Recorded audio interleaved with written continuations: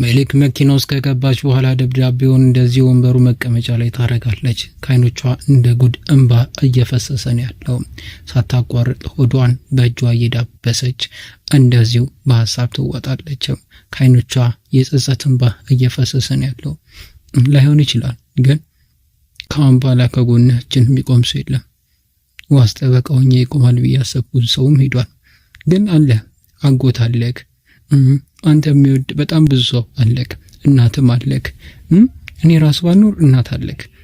ስለዚህ ቃል እገባልሃለሁ፣ እሺ ምንም ነገር አይፈጠርም፣ ካሁን በኋላ ምንም ነገርም አትሆንም፣ አይዞህ እሺ ብላ ተናገር ጀመረ። መቼም ቢሆን የሁሉ ነገሮች እንደማይፈጠርም ጠንቅቄ አውቃለሁ እያለች እንደዚሁ ከዓይኖቿ እንባ እየፈሰሱ ራሷን ለማረጋጋት ትሞክራለች። መቼም ቢሆን ብቻን እንዳልሆንክ እነግርሃለሁ፣ ብቻን አልሆንኩም ብላ ደብዳቤውን ለአንዴና ለመጨረሻ ጊዜ አይተው አንብባ ቃል እገባልሃለሁ ብላ ወዲያውኑ ከመኪናው ትወርድና ደብዳቤውን ወደ ኪሷ ክታ ከዓይኖቿ እንባ እየፈሰሰ ወደ ውስጥ ትገባ ጀመረ። በሩንም እንደዚሁ ታንኳኳለች። ይከፈትላትና ወደ ውስጥ ትገባ ጀመረ። ውስጥም ከገባች በኋላ በመጨረሻም ከዓይኖቿ እንባ እየፈሰሱ አይለያን ይታዩ ጀመረ። ሜሊክ የት ነው ያለሽው? ሜሊክ በጣም እኮ ተጨነኩ ያለች ሴቪ ላይ ሳታቋርጥ ታወራ ጀመረ። አይ ምን ነው? አይ በጣም አስጨነቅሽኝ፣ ስደውል ስልክሽም አይሰራም፣ ስልኬ ረስቼው ሳይለንት ነበር አላየሁትም ነበር እያለች ታወራ ጀመረ። ዓይኖቿ እንደ ጉም ቢሆን እንባ ይዟል። ያው ለዛ ነው። ግን ምን እንደተፈጠረ እውነቱን ልነግሪኝ ትችያለሽ እያለች ትጠይቃታለች። ሜሊክ ከዓይኖቿ እንባ ሲያቋርጥ እየፈሰሰ ነው ያለው፣ እባክሽ ንገሪኝ ምንድነው የተፈጠረው ብላ ደጋግማ ትጠይቃት ጀመረ። ወዲያውኑ እንደዚሁ ደብዳቤውን ታወጣ ጀመረ። ከዓይኖቿ እንባ እየፈሰሰ ወደ መቀመጫው ተቀመጠ ጀመረ። ወዲያውኑ ሜሊክ የሆነ ነገር እንደሆነች ሴቪ ላይ ይገባ ጀመረ።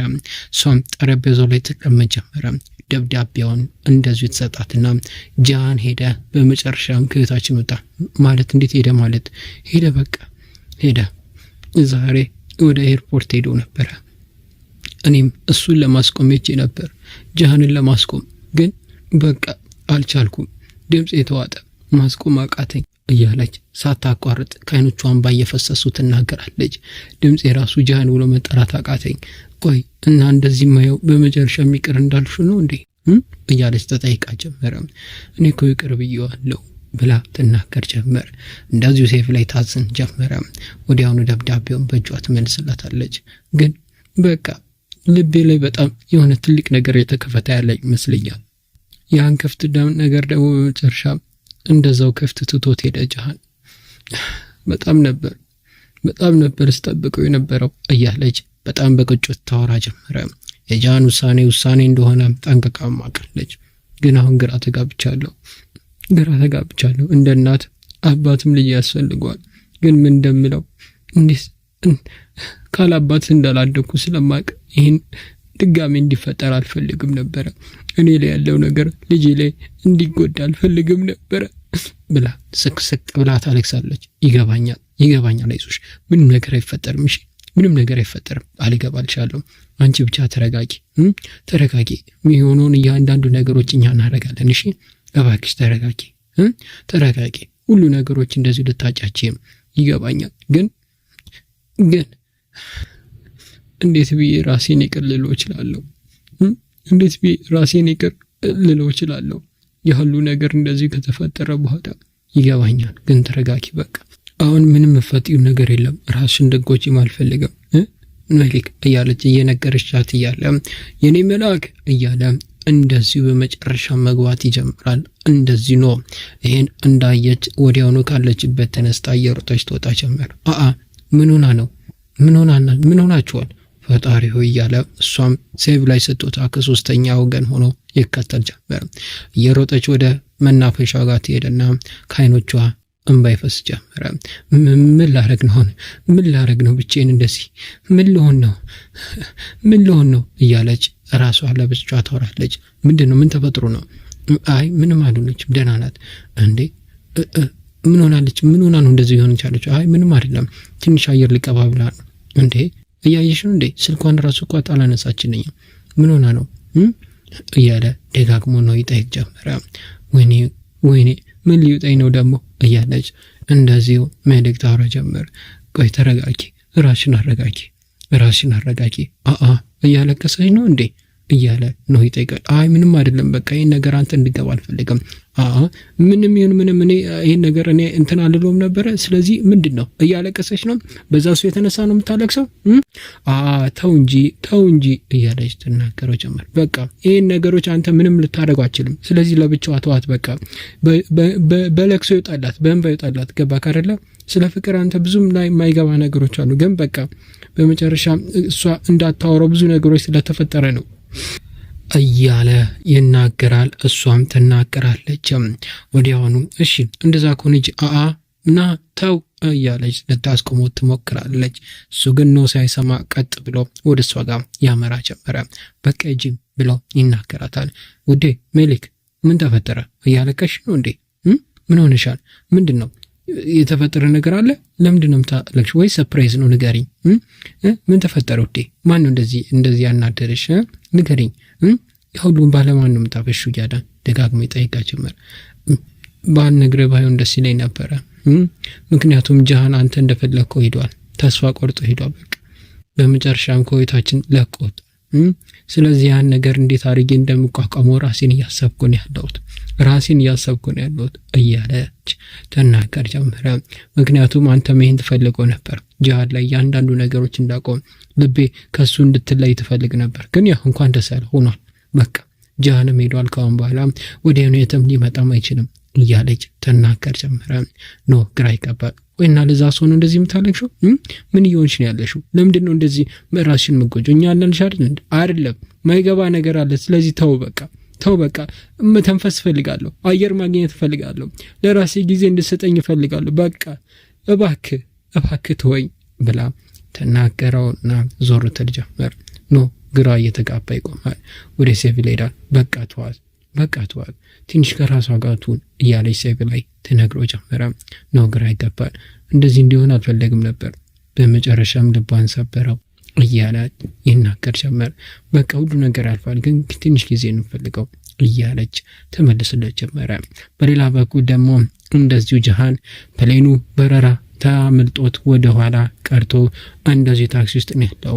ወደ ነው የምትወስደኝ ወንድሜ እያለ እንደዚህ መንገድ ይጠይቃል። ጃሃን የሚመልስላቸው ጃሃን ወዲያውኑ ስልኩ ሲጠራ ያነሰው ጀመር። ሄሎ ሰላም ነው አለው። በመጨረሻም ያንዳንዱ ጊዜ አባት ጋር ያለው ነገር አጣርተን ነበር እና ያገኘው ነገር አለ ወንድሜ። እውነቱን ለመናገር መጥፎም ጥሩም ዜና ልለው አልችልም። ምን ተፈጠረ? ምንድነው? ያው ይሄን ነገር ለጠበቃው በመጨረሻ ሙሉ ነገሮችን አስተላልፍ ያለውና እንደዚህ እንደማስበው ከሆነ ኢሜይልም እና የተላከ ብዙ ነገሮች አሉ እና እሱም ዛሬ ነው እንደሱ የገባው። ይሄን ነገር ደግሞ እንዴት አድርጌ እንደምቋቋሙ ስላጋታኝ ነው። እሺ እንደዛ ከሆነ ቆንጆ። ስለዚህ ሴፍ ላይ በመጨረሻ ማባቷ ያንዳንዱ ነገሮች እንዳለ ነገሮች መቆጣጠር የምንችልበትን ማየት አለብን። እሺ እንደዛ ከሆነ ወደ አሜሪካ ሄድክ እንዴ? ምንድነው? ምን ተፈጠረ? አልሄድክም? አይ በረራው ስላመለጠኝ እኔ እዚሁ ነው ያለሁት። ሆቴል ውስጥ ነው የምቀመጠው። ትንሽ ቆያለሁ እና ደግሞ ይቅርታ አድርግልኝና ያጣራሁት ነገር እንዳለ በመጨረሻ ሴፍ ላይ አባት እንደሞተና እንደዚሁ ያንዳንዱ ነገሮች ዛሬ እንደሚሆነው በቃ እንደዛ ከሆነ እሄዳለሁ። ሊቀብሩ ጋር ይገኛሉ። ግን ምንድነው ሴፊ ላይ እንዴት ነው? አልነገርካትም? እሷም አይ አልነገርኳትም። እሷ እንድታውቅ አልፈልግም። ግን ችግር የለም ወንድሜ፣ በቃ ሌላ አዲስ ነገር ካለ ለኔ እንድነግረኝ እፈልጋለሁ። እሺ አደራህን እያለ ይናገር ጀመር። እሺ እንደዛ ከሆነ እሺ እደውልልሃለሁ። በቃ ዛሬ ሞስኮ ውስጥ ነው ማለት መስጊድ ውስጥ ይገባል አይደል? አመሰግናለሁ። በቃ አጣጮ ላክልኝና እንሄዳለን። እሺ ቻው። አዲስ ነገር ካለ ደውልልኝ። በቃ እሺ እደውላለሁ ወንድሜ። ቻው። በቃ ቻው ብሎም ስልኩን ይዘጋ ጀመር። ጃን በሀሳብ ይወጣል። ወንድሜ መኪናውን አዝሮ ኤርፖርቱን ተወና በመጨረሻም ዛሬ እንዳልወጣው ነገር ሆኛል መሰለኝ ብሎም እንደዚሁ ወደ ቀብር ቦታ እንዲነዳው ይነግረው ጀመረ። በሌላ በኩል ደግሞ እሳት ወደ ሆቴሉ ከኒያሚን ጋር መጥቷል። እንደዚሁ በመጨረሻም ምንድነው አስቆምከኝ እኮ አይደል እንዴ ፈጣሪ ሆይ እያለ ይናገራል። ኒያሚን እንደዚሁ ለሰውየው ይነግረው ጀመረ። ምን ሆነሃል? ቆይ እንደዚህ ማሞን የለብህም፣ ራስን አረጋጋ እንጂ ሁሉ ነገሮች እንደዚህ በሆን የለብህም። ቀለል ያለ ሰው መሆን ያለበት፣ እያንዳንዱ ነገሮችን ማኔጅ ማድረግ አለበት። ምን ሆናል? እዛ ጋር ቆሜ እኮ ምንድነው እስካሁን ያመጣው? ቆይ ተረጋጋ። አሁን እንደ ጓደኛ እንደ ወንድም ነው ምነግረክ። ስለዚህ እያንዳንዱ ነገሮችን አንተ የምታደርገውን ነገር መጠንቀቅና ካፍ የሚወጣው ቃል ራሱ ማስተዋል አለበት። እውነቴን ነው ወንድሜ። አለብዛ እንደዚህ በቀላሉ እንትን የምትለው ነገር አይደለም። በጣም ብዙ ሰዎችን ታገኛለህ። በጣም ብዙ እንደዚህ ሰዎችን ታገኛለህ። ስለዚህ አንተ እንድትጠነቀቅም ስለምፈልግ ነው። እሺ ችግር የለም። እሺ ነገር ግን ያው አዲስ ነገር እንዲፈጠር አልፈልግም። ከአሁን በኋላ እኔ ነኝ አለቃሽ፣ በጀርባዬ ደግሞ እንድትደውልትብኝ አልፈልግም ብሎ ይናገረውና ወደ ውስጥ ይገባ ጀመር። እንዴት አደራችሁ ብሎ ወደ ውስጥ ይገባል። ኖ እንደዚህ ቁጭ ብሎ እየተፈራረመን ያለው። እሺ በቃ እመንጋለሁ፣ አዲስ ነገር ካለ ካንተ አሳውቃለሁ፣ እሺ ችግር የለም ብሎ ይናገረው ጀመረ። ወዲያውኑ እሺ እንዴት ነህ ኢሳት ሰላም ነህ እያለ ይናገረው ጀመረ። ወዴት ነው የምትሄደው እያለ ይናገር ጀመረ። እንዴት ነህ እንዴት አደርክ ኢሳት ሰላም ነው በያሚን እንዴት ናችሁ? በቃ እናንተ አውሩ እኔ ወደ ስራ ልሂድ ብሎ ይሄድ ጀመረ። ወዲያውኑ እሺ እንዴት ነህ ሰላም ነው ምን ነገር ጣለ ደግሞ እያለ ይናገር ጀመረ። ያው ካሁን በኋላ ጃሃን ሄዷል። አንተ እሱን ነገር ሰምተሃል መሰለኝና እዚህ ጋር ያለው ነገሮችን እንድቆጣጠር ያው ይገባል መቼስ። እንደዛ ከሆነ ቆንጆ፣ ግን በመጣም አዝናለሁ። እኔም አዝናለሁ እያለ ይናገር ጀመረ። እና ምንድነው ምን ያሰብከው ነገር አለ? እንደማየው ከሆነ በጣም የተደሰትክ ነው መስለኝ። ማለት እያንዳንዱ ነገሮችና ብዙ ነገሮች እንደዚህ ለማየት ለሞከርክ ማለት ነው። እንደማየው ከሆነ ካፈ የሚወጣው ቃል እዚህ በመሆን አንተ ደስተኛ አትሆንም፣ ግን ብዙ ነገሮችም እንደማስተካከል ዋቀው እያለ ይናገር ጀመረ። እሺ እንደዛ ከሆነ ቆንጆ እናያለን፣ ሁሉ ነገሮችም እንደዚህ እናሳለን። ግን እውነቱን ለመናገር እስቲ ሱፍ ምናምን ልብስ አድርገህ መጣ አይሻልም? እንደዚህ ተራ የሆነ ልብስ አድርገህ ከመጣ ብዬ ነው ማለት ለስማችሁ ብዬ ነው። እንደዛ ከሆነ ብዬ ነው። ምክንያቱም እያንዳንዱ ነገሮች ጂሃን በጥንቃቄ ነው የሚያደርገው ብዬ ነው። ለዛ ነው በሌላ መንገድ አትቀሰኝ ብሎ ይናገር ጀመረ። ልክ ሊወጣ ሲል ደግሞ ኒያሚን ያውና እውነቱን ለመናገር ቆንጆ ሱፍ እሺ ግዛላት ብሎ ይናገረውና ቀጥ ብሎ ይሄድ ጀመረ። በመጨረሻም ኒያሚንና እንደዚሁ ኢሳት ይታያል። ፈጣሪ ሆይ ምንድነው ታይሲን ብሎ ነው እንደሚያስበው? ቆይ እንደ ትልቅ ሰው የሆነ እኮ ነው ያለው እያለ ይናገረው ጀመረ።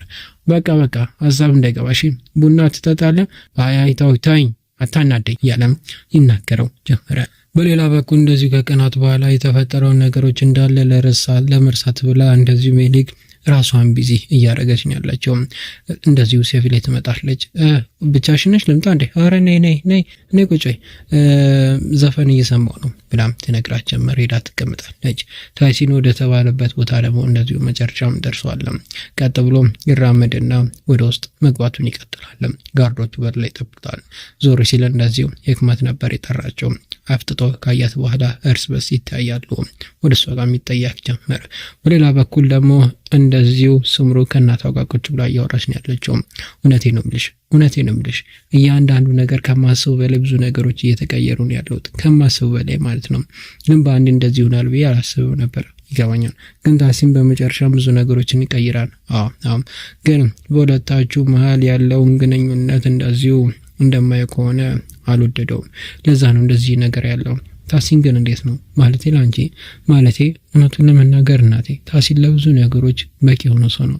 ሁሉ ነገሮችን ከጎኔ የሆነ ሲረዳኝ ነበረ።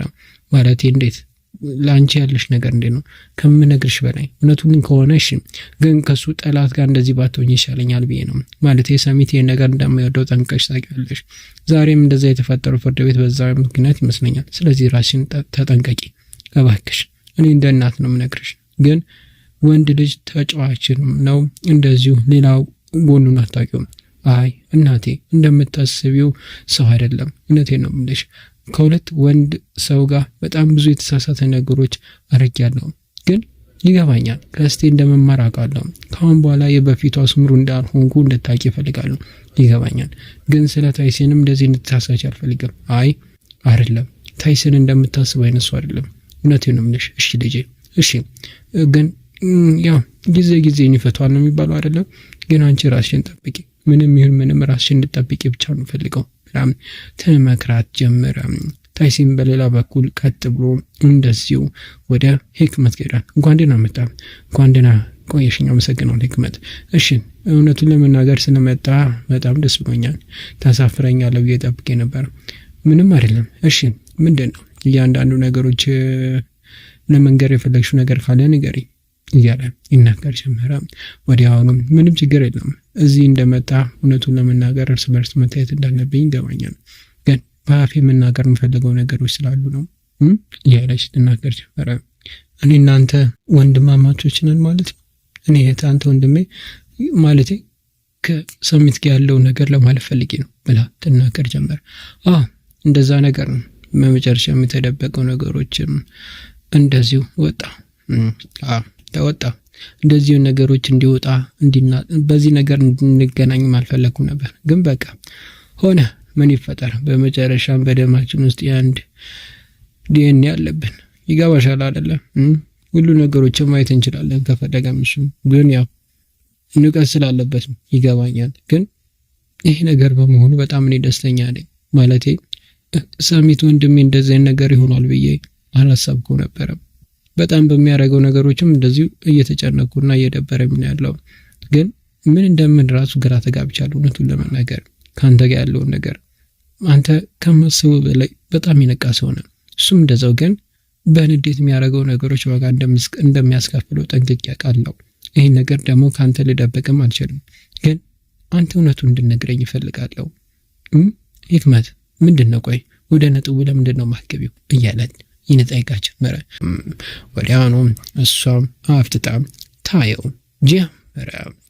ወደ ዩቲዩብ ቻናሎች ሰዎች ለዛሬ ቪዲዮ ይዤላችሁ የመጣሁት ይህችን ትመስል ነበር። በቀጣይ ምን ይፈጠር? እንደዚሁ ይሄ ሁሉ ነገር እንደዚህ ይሆን ያለው በምን ምክንያት ሊሆን ይችላል? በመጨረሻው እንደዚሁ የሰሚት ከባባድ ሚስጥሮች ህክመት ልታወጣ ትችላለች ወይ?